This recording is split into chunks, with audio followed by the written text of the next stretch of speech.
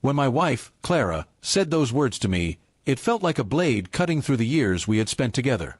Asterisk, I chose you because I was getting older. Remember that. Asterisk, she said it during an argument about something small, who forgot to pick up groceries. But her tone was cold, detached, almost as if she had rehearsed it. I froze. In that moment, everything I thought I knew about our marriage began to crumble. I tried to laugh it off later, hoping she didn't mean it. But her face stayed blank, no regret, no apology. That night, I couldn't sleep.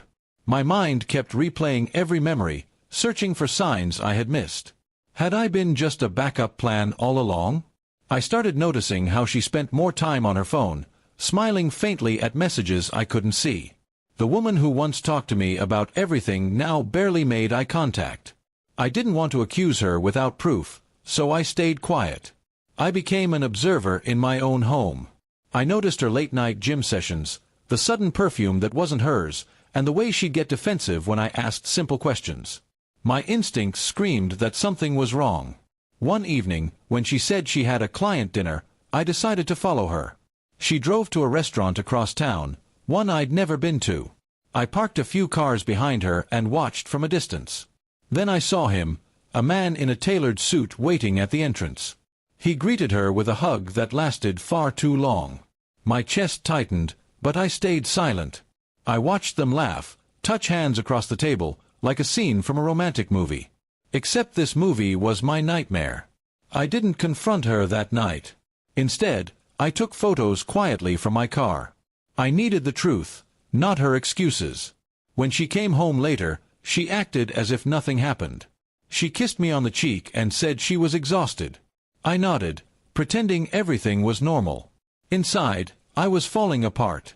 The next few days, I gathered more evidence, messages, hotel receipts, and a photo of them leaving together. Each proof hurt more than the last, but I needed to face reality. Finally, one morning at breakfast, she sat across from me, scrolling her phone. I placed the folder of evidence in front of her and said calmly, "I know everything." Her eyes widened, and the color drained from her face. She didn't even try to deny it. Instead, she sighed and said, "I was going to tell you soon." That made me laugh, a bitter, hollow sound. "Tell me what?" I asked. "That you've been cheating on me while pretending this marriage still mattered?" She stayed quiet, guilt-heavy in her silence. I asked her why. Why betray someone who stood by her through every struggle? She finally whispered, "Because I felt trapped. I thought I'd miss my chance to be happy." That broke me. Not because she cheated, but because she believed I was her last resort, not her choice. I walked away that day, leaving her sitting at the table with her tears. I moved into a small apartment, started over, and focused on rebuilding myself. It wasn't easy. 15 years together don't fade overnight. But the peace that came with honesty was better than living with lies. Months passed before I heard from her again. She called one evening, saying she made a mistake and wanted to talk. I agreed to meet, more out of closure than hope. When we met, she looked tired, lost. "He left me," she admitted softly. "He said he couldn't be with someone who could betray her husband." I simply nodded.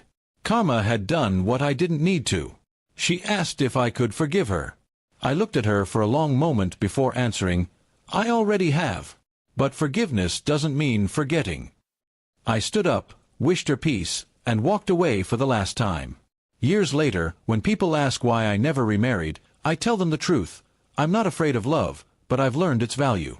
Love isn't choosing someone because time is running out.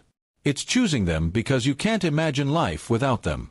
And as for Clara's words, "I chose you because I was getting older," they no longer haunt me. They remind me that sometimes the greatest gift life gives us is the chance to start again, without the people who never truly valued us.